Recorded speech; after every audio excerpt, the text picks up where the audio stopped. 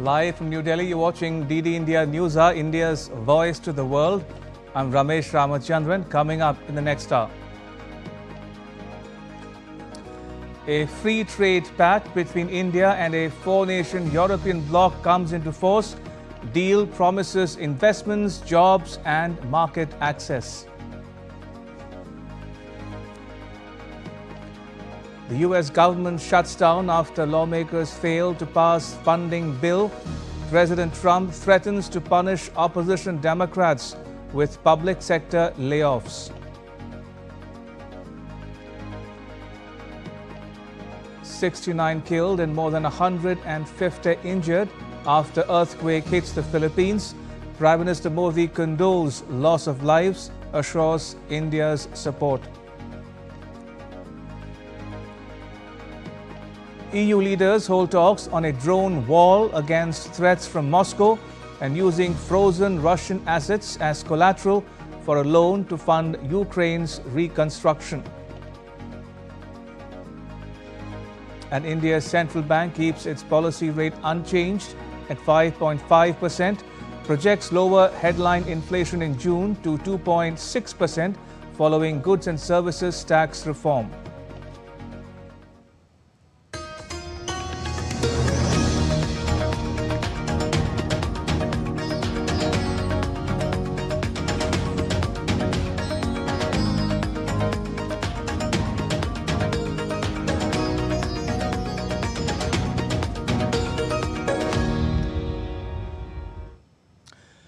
The US government has officially shut down for the first time in nearly 7 years after a deadlocked legislature failed to pass a funding measure to keep the lights on. Meanwhile, President Trump has threatened to impose mass layoffs on US government workers.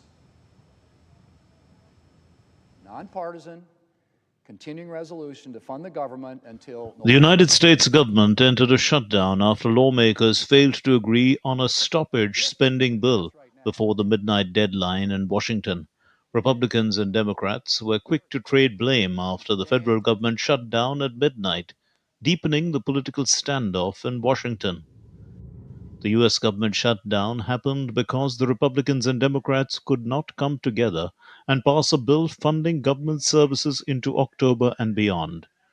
The Republicans control both chambers of commerce, but in the Senate or upper house chamber, they are short of the 60 votes they need to pass a spending bill. Opposition Democrats have some leverage. Not all of government will shut down. Those deemed essential workers continue as normal, although without pay for the time being. Government employees deemed non-essential are temporarily put on unpaid leave. Social Security and Medicare benefits will continue because these programs are authorized by Congress via laws that do not require annual approval.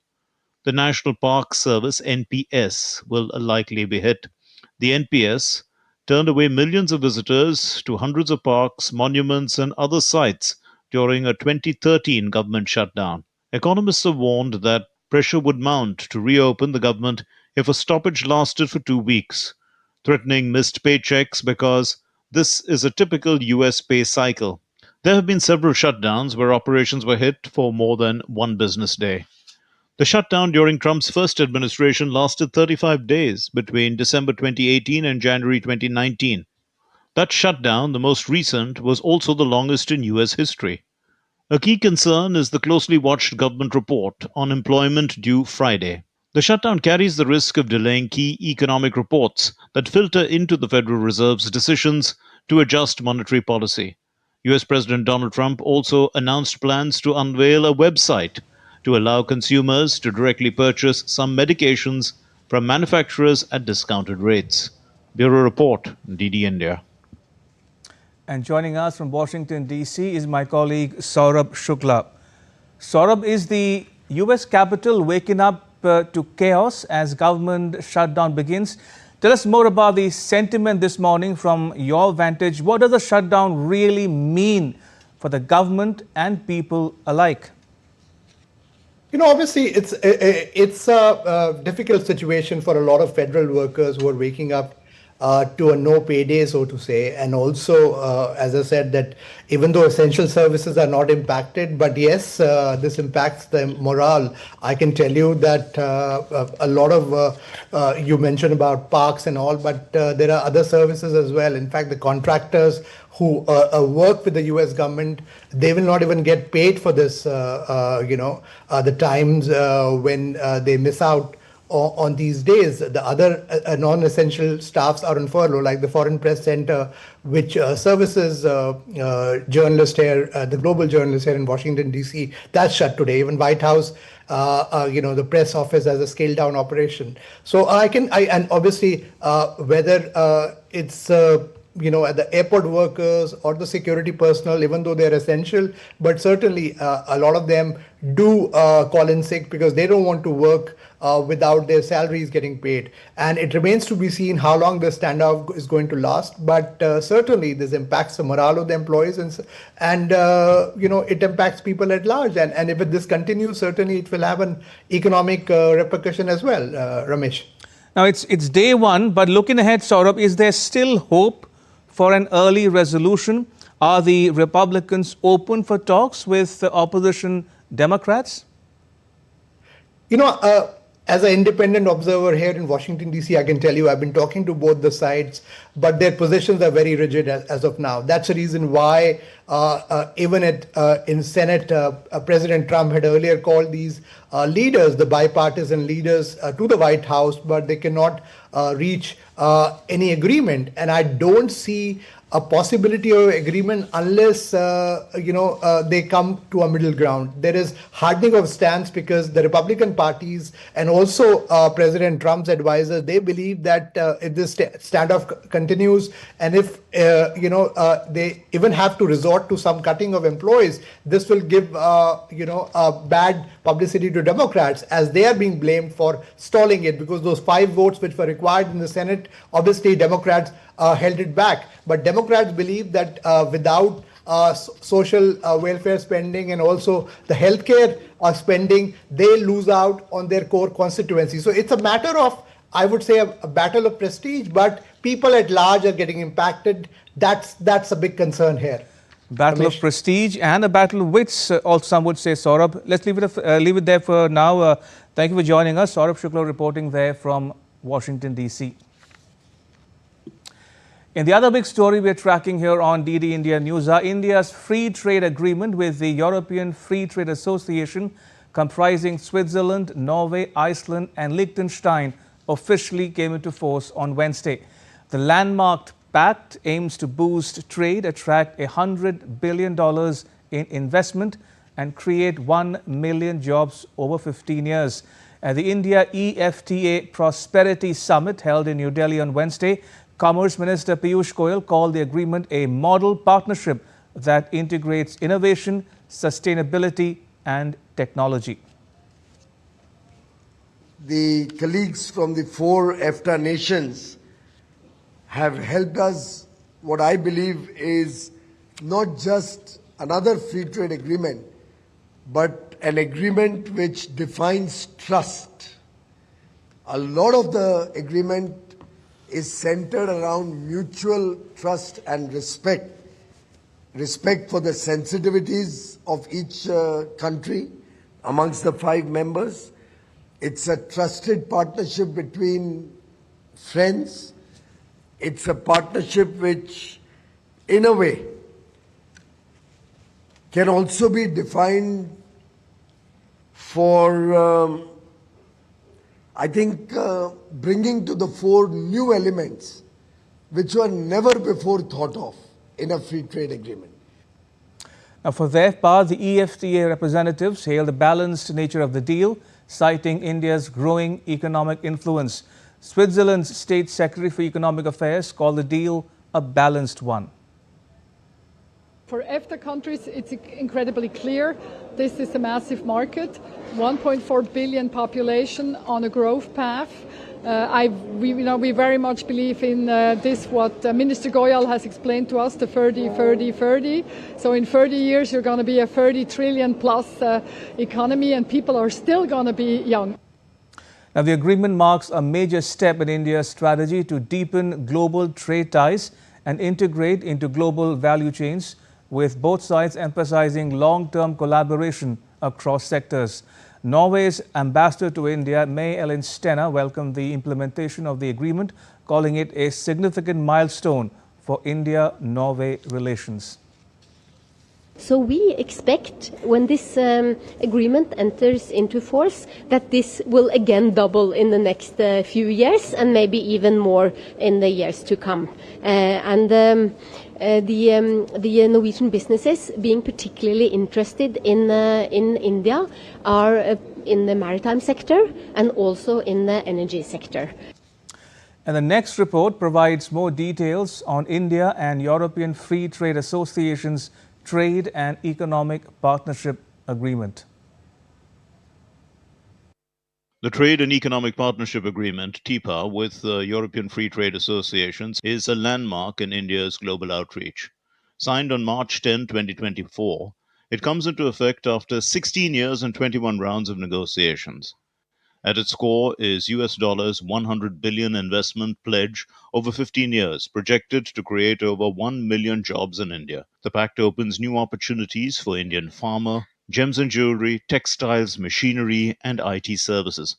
Trade and Economic Partnership Agreement with the EFTA countries is a comprehensive agreement which covers not just trade in goods and services, but also intellectual property rights, competition, and also government procurement. EFTA countries are important trade and economic partners of India. They had invested about 12 billion in the Indian market, and Norway's pension fund also separately invested about 25 billion in the Indian market. Since these countries are also very much part of the European economic area, so overall, this is an important agreement for both for the European countries and also for India. To safeguard domestic interests, India has kept dairy, farm products, and gold outside the purview of this agreement, but Indian exporters will gain new tariff advantages in EFTA markets. Out of these four countries, Switzerland, Iceland, Liechtenstein, and Norway, Switzerland is the biggest trading partner to India among those four, and I think it will definitely benefit Indians and the Swiss, because it will ease imports of certain goods.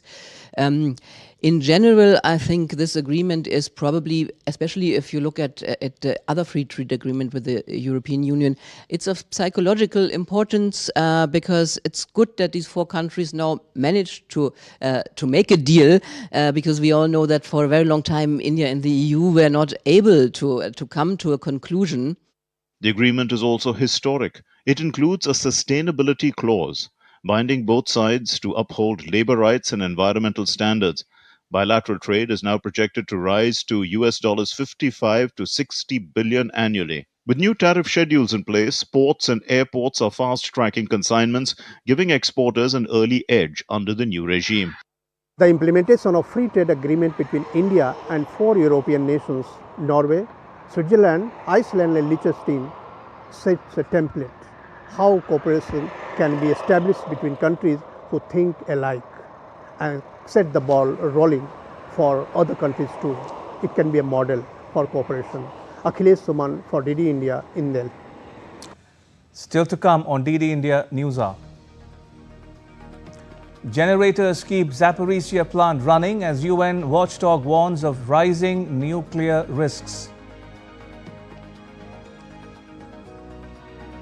Gaza flotilla accuses Israel of intimidation as it nears possible interception. And Venezuela's President Nicolas Maduro receives honorary military degree amid US standoff.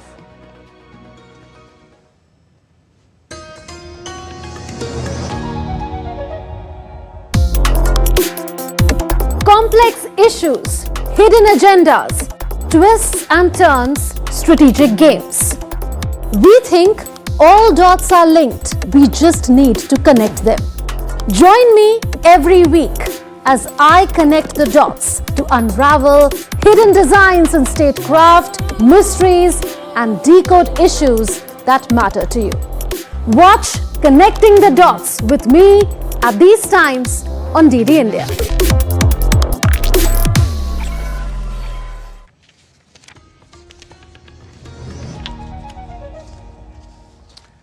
Welcome back. You're watching DD India NewsHour. I'm Ramesh Ramachandran.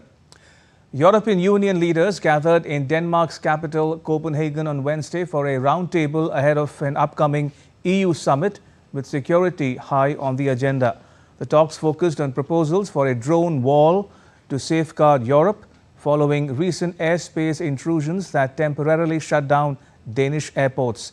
France, Germany, Sweden, Norway, the Netherlands, Britain, Finland and Ukraine have pledged troops and anti-drone systems to bolster Denmark's security. Greek Prime Minister Kyriakos Mitsotakis, meanwhile, urged the EU to rely more on its own resources in joint defense projects. The broader global geopolitical instability create, I would say, a sense of urgency regarding the need for Europe to finally move from words to action in establishing a unified European defense. The time has come for Europe to mobilize European resources to support European projects for common defense. For example, missile defense system or the proposed defense shield against the drone intrusions. On the other hand, the Kremlin has warned European leaders that any theft of Russian assets will have serious consequences, saying that it will pursue those responsible. We have already responded to these processes repeatedly at various levels. We are talking about plans to illegally confiscate. In Russian, we call that simply theft. If someone wants to steal our property, our assets, misappropriate them, and profit from these assets, then of course, first of all, those involved will be prosecuted in one way or another. They will all be held accountable. Not only these individuals, but also the countries that make the relevant decisions. Of course, this cannot go unanswered. A devastating 6.9 magnitude earthquake struck Cebu in the Philippines, killing 69 people and injuring more than 150. Hospitals, fearing aftershocks, were forced to treat patients outdoors. Meanwhile, the country's Coast Guard has dispatched doctors and emergency aid from the capital, Manila, as rescue teams race against time to respond to one of the gravest disasters in recent years. DD India's Nishchoy Roy has more. A night of terror shook the Philippines' Cebu Island, jolted by a powerful quake that turned hospitals into makeshift shelters and left communities in chaos. The magnitude 6.9 earthquake struck just before 10 p.m. local time on Tuesday, claiming at least 69 lives and injuring over 150. In Bogo City, near the epicenter, patients were rushed onto hospital driveways amid fears of aftershocks. Now we have even lost count of the number of aftershocks we have experienced because there are a lot of them. And it's been like that since last night. I haven't even managed to get any rest yet.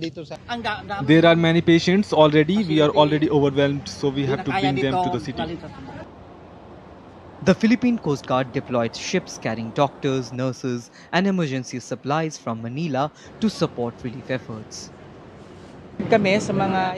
We are prepared and we have the equipment needed for these kind of emergencies. Our people are equipped with the training and the specialities that we will use in these type of situations. President Ferdinand Marcos Jr. has promised urgent assistance with senior cabinet officials already on the ground directing operations. World leaders too expressed solidarity with Philippines in this hour of grief. Expressing sorrow over loss of lives, Prime Minister Narendra Modi wrote on X, and I quote, "Deeply saddened to learn about the loss of lives and widespread damage caused by the earthquake in the Philippines. My thoughts and prayers are with the bereaved families. I wish the injured a speedy recovery. India stands in solidarity with the Philippines at this difficult time."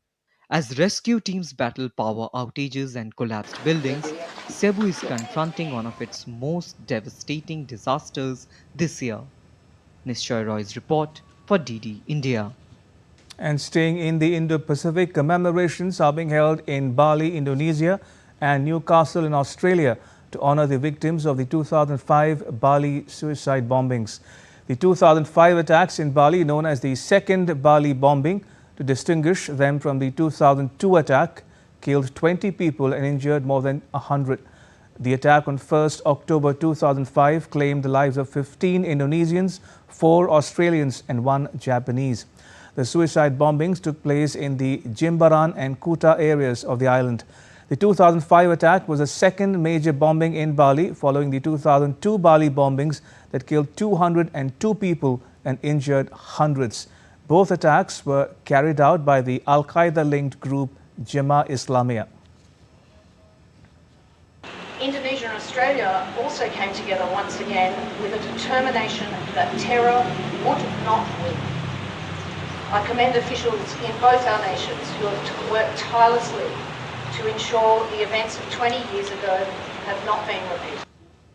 Dozens of boats from the humanitarian aid Sumud flotilla continue to sail towards Gaza as the US announced a peace plan to stop the conflict in the enclave. Drone views show the boats cruising the Mediterranean Sea eastward with Palestinian flags waving from the masts. The US plan calls for a ceasefire, the release of all hostages, living and dead, no further Israeli attacks on Qatar, and a new dialogue between Israel and the Palestinians for peaceful coexistence.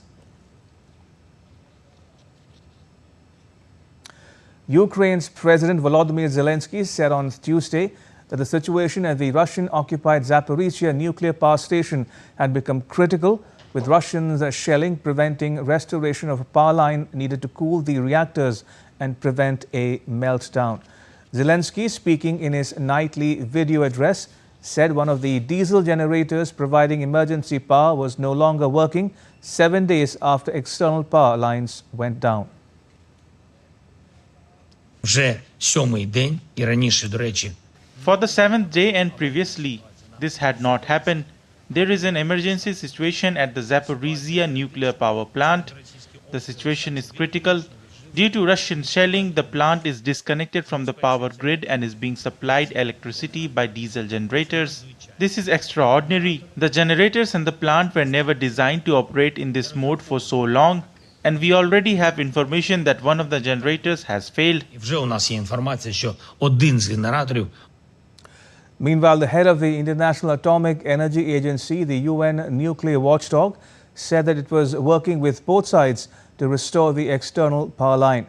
Rafael Grossi said there was no immediate danger as long as diesel generators remained in operation, providing emergency power for the facility.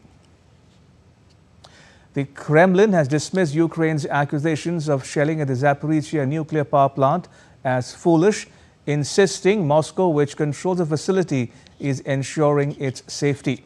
The Kremlin spokesperson Dmitry Peskov said Russian forces are safeguarding the site amid repeated attacks he blames on Ukraine, while Kyiv accuses Moscow of carrying out the shelling.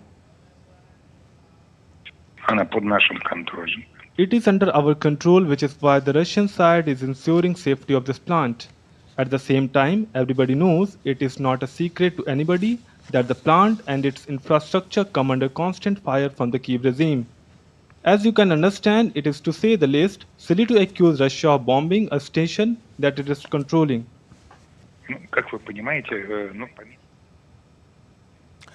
Earlier, President Zelensky expressed alarm over the situation, saying that Russian shelling is preventing restoration of the power line. The Soviet-era plant has relied on emergency diesel generators for a 9th consecutive day after an external power line was cut. Venezuela's President Nicolas Maduro has been awarded an honorary doctorate from a military academy as Caracas stares down Washington, D.C. in a tense standoff in the Caribbean. In a speech, Maduro denied claims by U.S. Secretary of State Marco Rubio that the Venezuelan military is in cahoots with drug cartels. El secretario de Estado de Estados Unidos, Marco Rubio. U.S. Secretary of State Marco Rubio, with his indecency and so-called morality, has said the Venezuelan military bases are the epicenter of drug trafficking.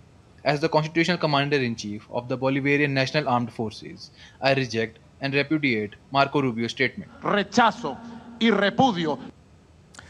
Bangladesh is battling a severe dengue outbreak with over 200 deaths this year. Health authorities reported that hospitals across Dhaka and other major cities are struggling to cope with the steady rise in patients. According to the Directorate General of Health Services, thousands of dengue cases have been reported nationwide. And amid these rising cases of dengue, shortages of beds in hospitals are compounding the challenge. The health system is under pressure as monsoon rains have worsened the situation. Officials urged immediate community action alongside intensified government-led drives to destroy breeding grounds of the Aedes aegypti mosquito. In other news, India is hosting a conclave of army chiefs of the United Nations troop contributing countries. The three-day conclave is planned at New Delhi from 14th to 16th of October. DD India's Vishal Baristo has more. The conclave brings together army chiefs and senior leadership of nearly 30 countries. In the past 75 years, India has contributed over 290,000 peacekeepers spread across 50 missions. 182 fallen peacekeepers from India have made the supreme sacrifice. India has always believed in shared values and so has always been at the forefront of the UN peacekeeping missions. Over the decades, India's blue helmets have not only carried out their duties with courage and professionalism, but have also earned goodwill and respect for the local population they serve. India was also the first nation in the world to deploy an all-women police contingent in Liberia in 2007. Currently, all our missions across the world have female engagement teams to mainstream women in conflict zones. Through these female engagement teams, we are empowering local communities and have set a precedent towards gender-inclusive peacekeeping. India is the preferred partner in terms of providing peace and stability on the globe. I think our approach is very clear in terms of how we need to go about it. If it is about a common concern issue, if it is a net contributor to peace and security in the world, and if there is no bias agenda behind it, I think India will be more than ready to involve itself. India is using around 1,600 indigenously made equipments in the UN missions. The conclave will be conducted in the spirit enunciated by Prime Minister Narendra Modi: Samman, which means respect in English; Samvad, dialogue; Sahyog, cooperation; Shanti, peace; and Samriddhi, which means prosperity. Vishal Baristo's report for DD India. Defence Minister Rajnath Singh attended the 278th annual day of the Defence Accounts Department on Wednesday in New Delhi. India's defence sector is celebrating 2025 as the year of reforms. On the occasion, Minister Singh launched a series of new publications. These launches were aimed at strengthening the institutional capacity of the Controller General of Defence Accounts. The minister also released a handbook on defence expenditure. Deserving officials were presented the Raksha Mantri Excellence Awards, highlighting the department's focus on professional excellence and efficiency. In his speech, the minister stressed the critical need to create an innovative ecosystem to boost research and development in the country's defence sector. आज के time पर जो modern technology इस warfare में use हो रही है वह रिसर्च एंड डेवलपमेंट पर ही बेस्ड है। रिसर्च एंड डेवलपमेंट की जो नीड है उसको देखते हुए डीआईडी के पास एक बड़ा चैलेंज यह है कि किस प्रकार से वह बजटरी इक्वेशन को बरकरार रखते हुए रिसर्च एंड डेवलपमेंट की फंडिंग को भी फैसिलिटेट करे। Still to come on DD India NewsHour. The Cabinet approves a 3% DNS allowance hike for Indian government employees. And an expert take on the coming into force of a free trade pact between India and a four-nation European bloc.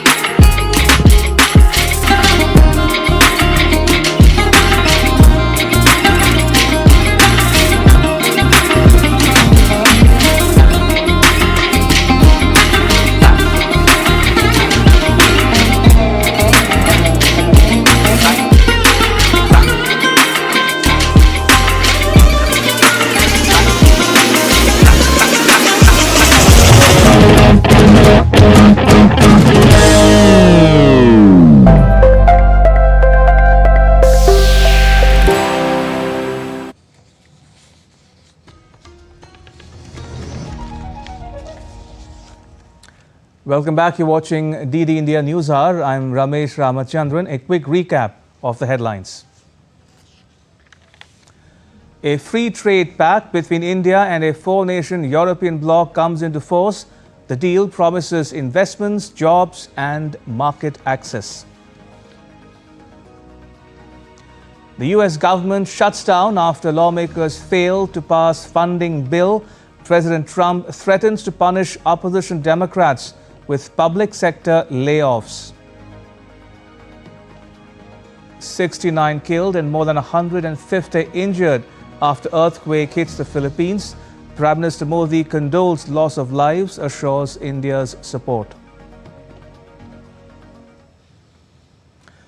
Now, Prime Minister Modi on Wednesday participated in the centenary celebrations of the Rashtriya Swayamsevak Sangh, or the RSS, in New Delhi on Wednesday. On the occasion, the Prime Minister released a specially designed commemorative postage stamp and coin highlighting the RSS's contribution to the nation.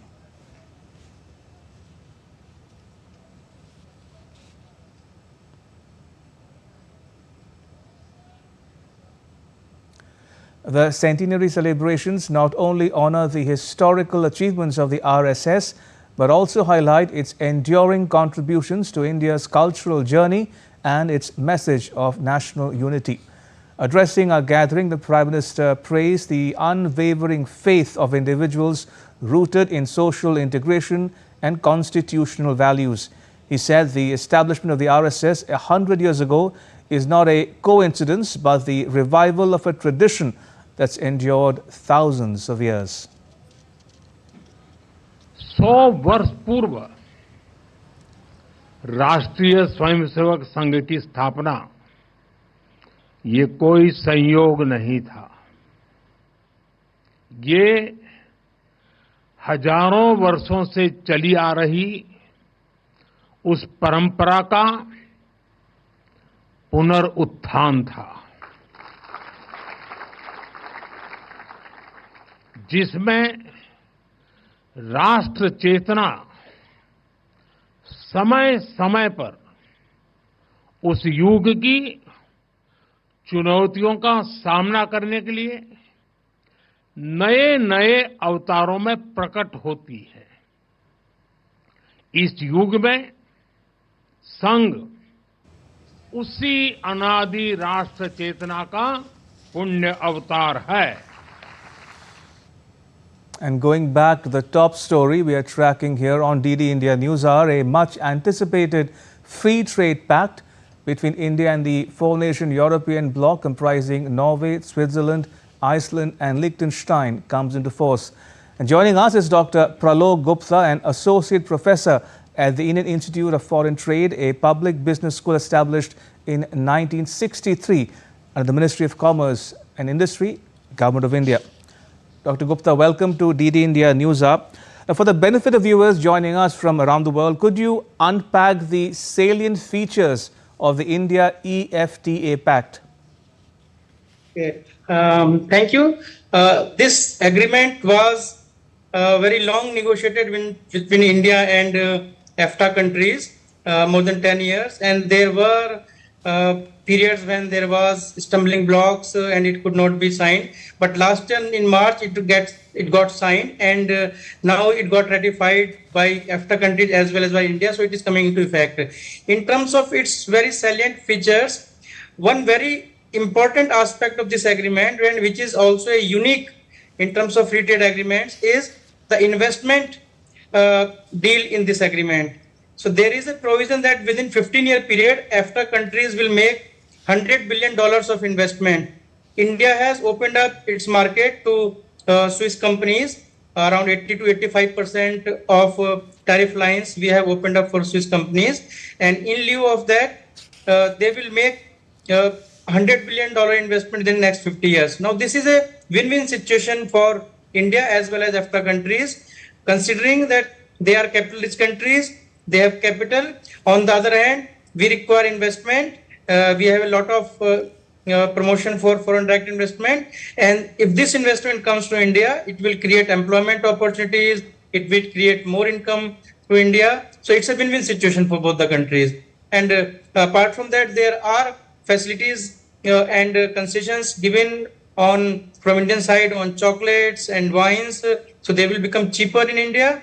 There are also provisions with respect to services trade. So both countries, both EFTA countries and India, they have liberalization for services market. And one country in EFTA bloc, they have also made commitments for our yoga services. Now, since yoga is now it is becoming popular in foreign countries, including EFTA countries, and India is a leader in providing yoga services. It emanated in India. So having a liberalization commitment for yoga services, that signifies a lot of value and the type of commitments in these new services that are being offered by EFTA countries. Right. Dr. Gupta, before we delve into the specifics of this pact, again for the benefit of viewers, what can you tell us about the trade that exists between India and these four economic bloc countries as of today? So as of today, the EFTA countries have around 30 billion of exports to India. As compared to that, India's exports to these countries is not much.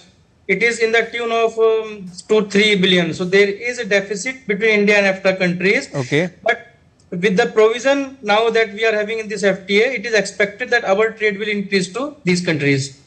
Now, talking about India, Dr. Gupta, what's in it for India? I mean, which industry sectors or segments stand to gain most from this pact? I mean, what about sectors such as machinery, organic chemicals, textiles, leather, gems and jewelry, and processed foods? Will they stand to benefit? Yes, these textiles, gems and jewelries, handicrafts, these will definitely benefit from this pact. Though on many of these products, there were already zero duty or close to zero duty in many of these countries. But the kind of SPS, TBT provisions that are being there, or rules of origin provisions, trade facilitation provisions, that will help in our exports to these countries.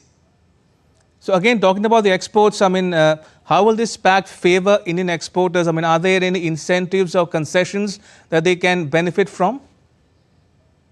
In terms of concession, because typically the trade agreements have provisions on the tariff barriers, so reduction in the tariff barriers, and as well as how to deal with the non-tariff barriers in terms of like your standards or compliance with norms.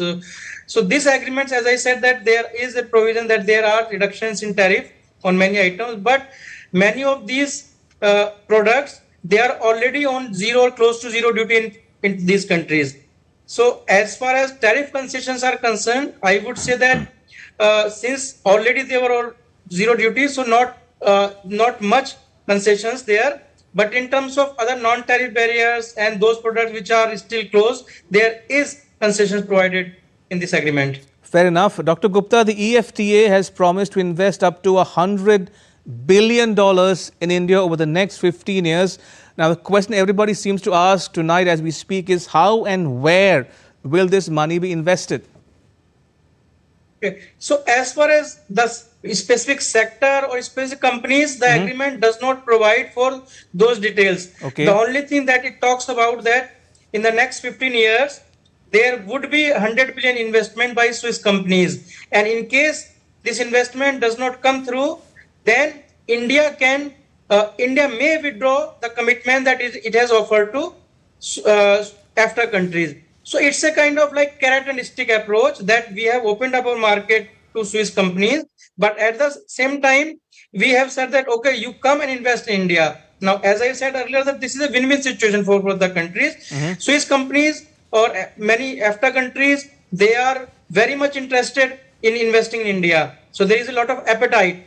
So, the Swiss government, they are very much hopeful that within next 15 years, they would be able to make this much investment.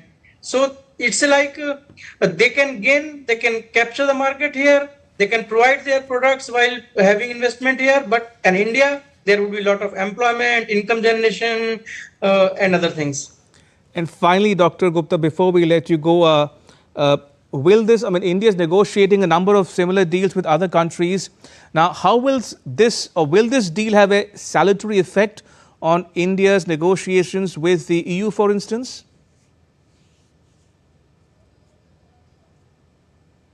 Dr. Gupta, can you hear me? Yes, yes. Please, I could not get your question. I think there was some. I'll rephrase my question, Dr. Gupta. I mean, will this have a salutary effect on India's negotiations, similar deals with the EU, for instance?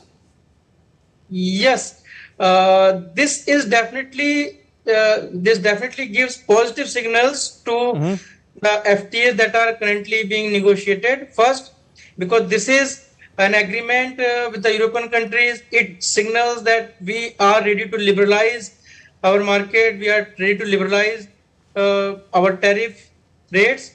And in this turbulent time when there is a lot of instability is there with respect to when US is imposing reciprocal tariff, this definitely creates a positive environment for the free trade agreements and the binding commitments.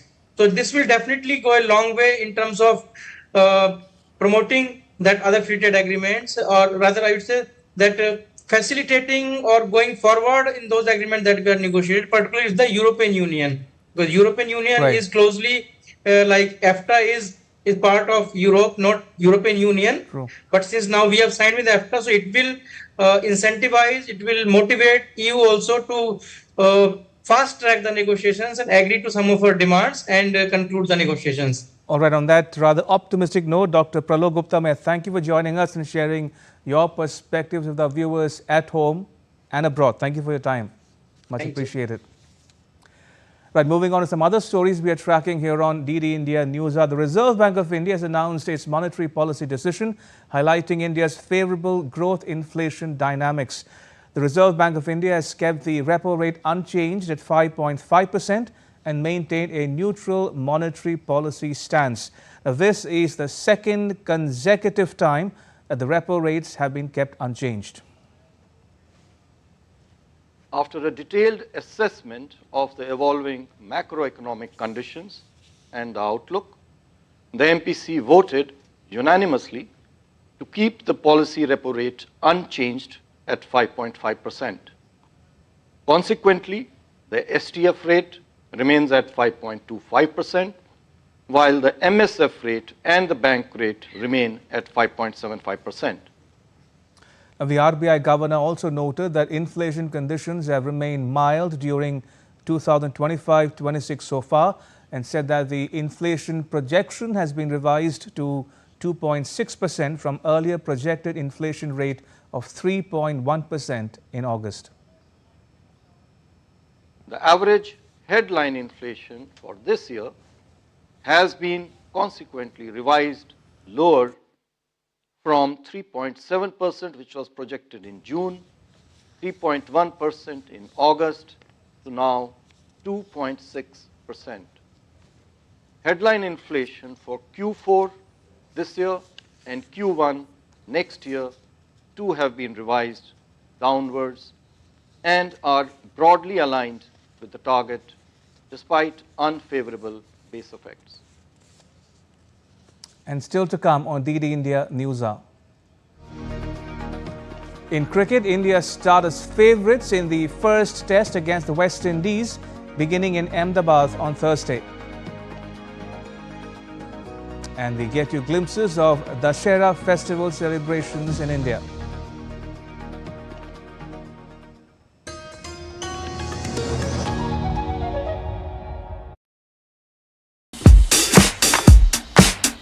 Goa, an adventure paradise like none other. From lush forests to rugged hills, from pristine ocean beach stretches to stunning lakes, there is something to explore in every corner of the state. And some adventures are wilder than others.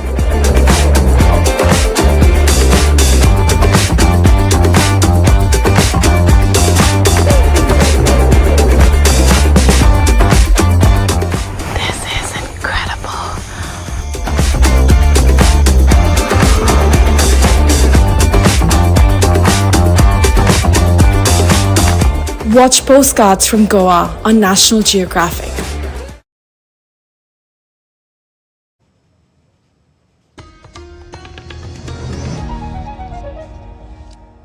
Welcome back. You're watching DD India NewsHour. I'm Ramesh Ramachandran. India's cabinet, chaired by Prime Minister Modi, has cleared key decisions to provide relief and boost self-reliance. The cabinet approved an additional 3% hike in DNS allowance for central government employees and DNS relief for pensioners effective 1st July 2025. This revision will benefit nearly 1.18 crore employees and pensioners. हमारे सभी केंद्रीय कर्मचारियों को, pensioners को बधाई। आज से 1/7/2025 से डीए और डीएनएस रिलीफ 58% हो जाएगा, यानी 3% बढ़ा। बहुत ही बड़ी अच्छी बढ़ोतरी है ये, और करीब करीब 49 लाख एम्प्लॉयज़ और 69 लाख पेंशनर्स को इसका सीधा लाभ मिलेगा।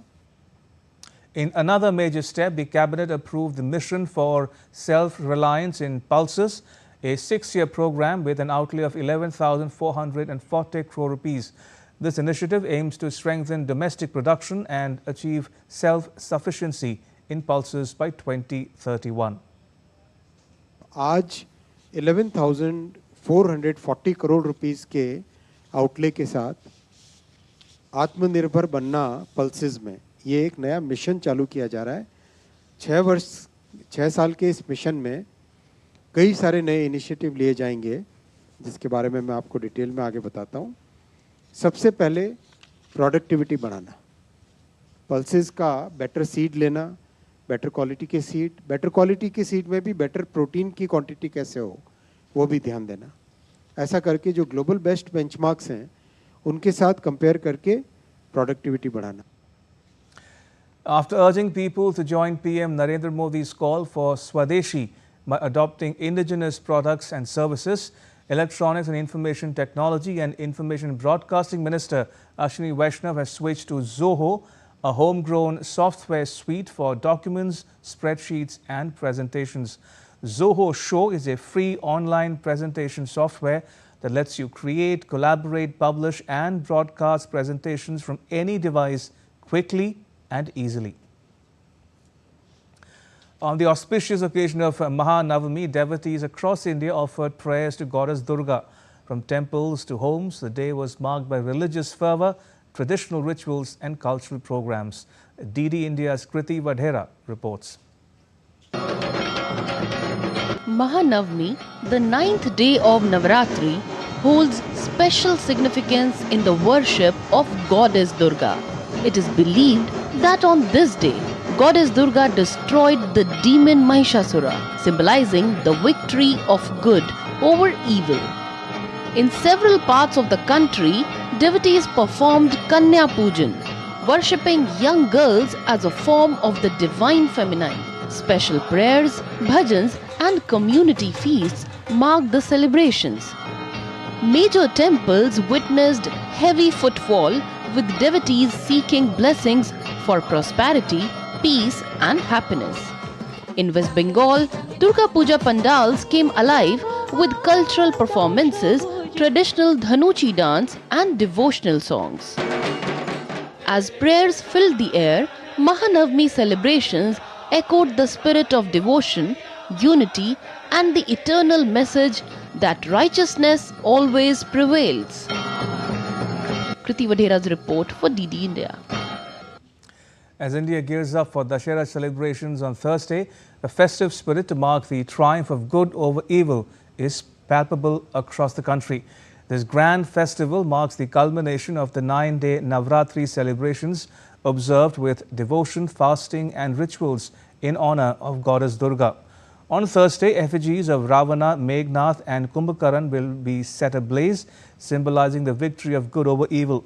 From fairs and cultural performances to processions in small towns and cities, the festival culminates the Navratri journey. And President Draupadi Murmu extended greetings to citizens on the eve of Vijayadashmi.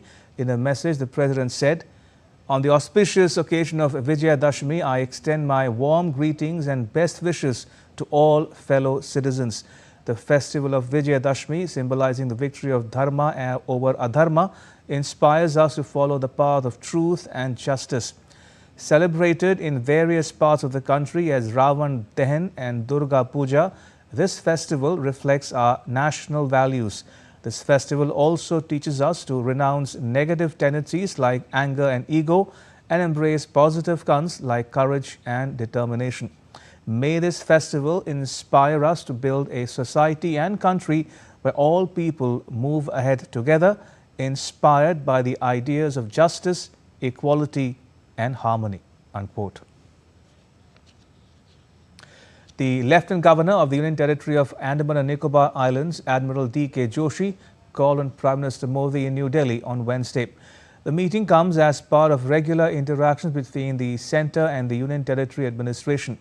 In a separate engagement, Haryana Chief Minister Nayab Singh Saini also met Prime Minister Modi in New Delhi.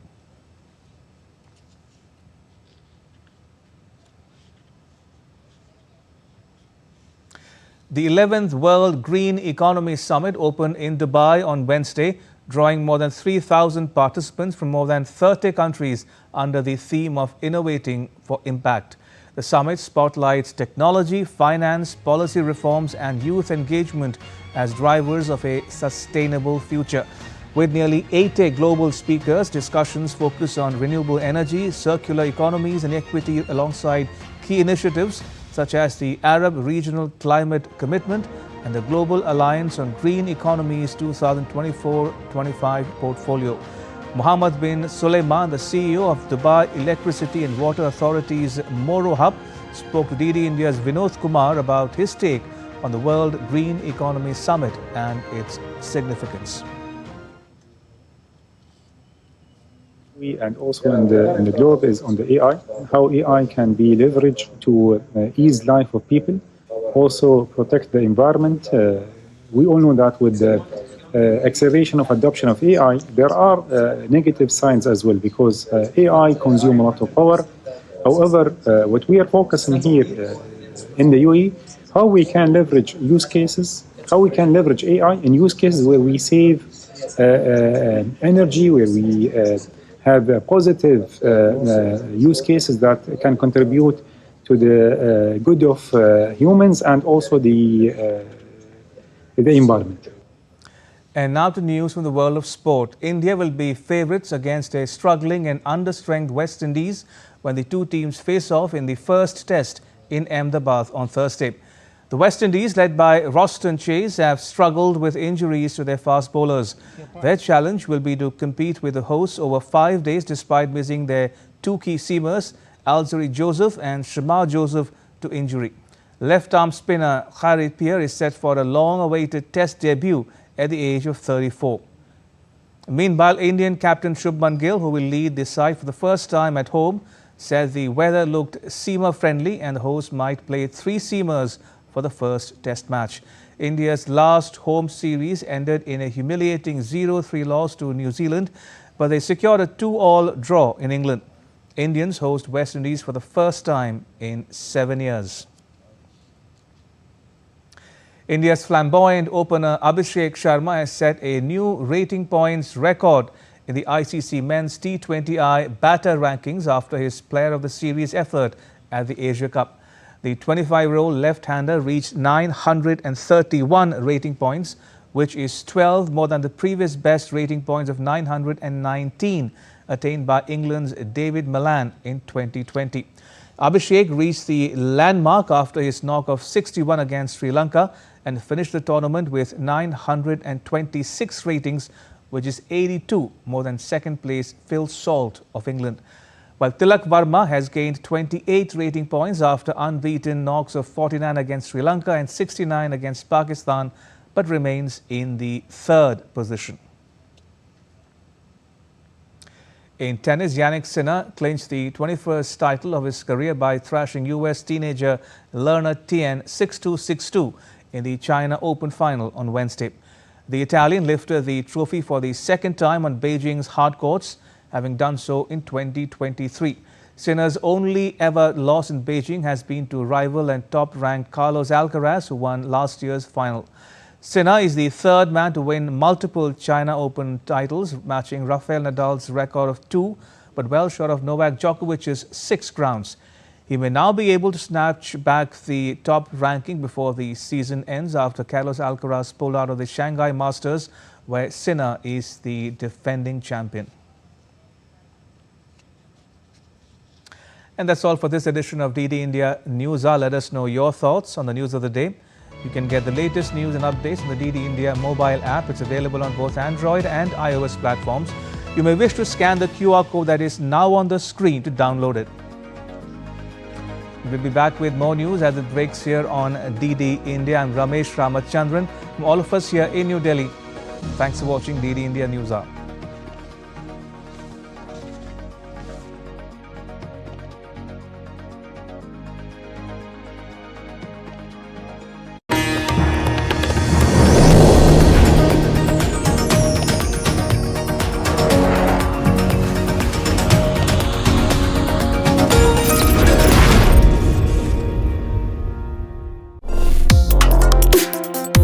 Complex issues, hidden agendas, twists and turns, strategic games.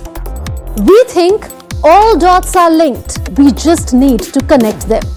Join me every week as I connect the dots to unravel hidden designs in statecraft, mysteries, and decode issues that matter to you.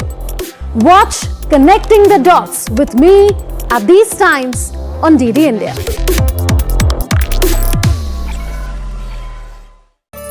Welcome to Rajasthan, the celebration of India. Rajasthan treats you with its many shades and values.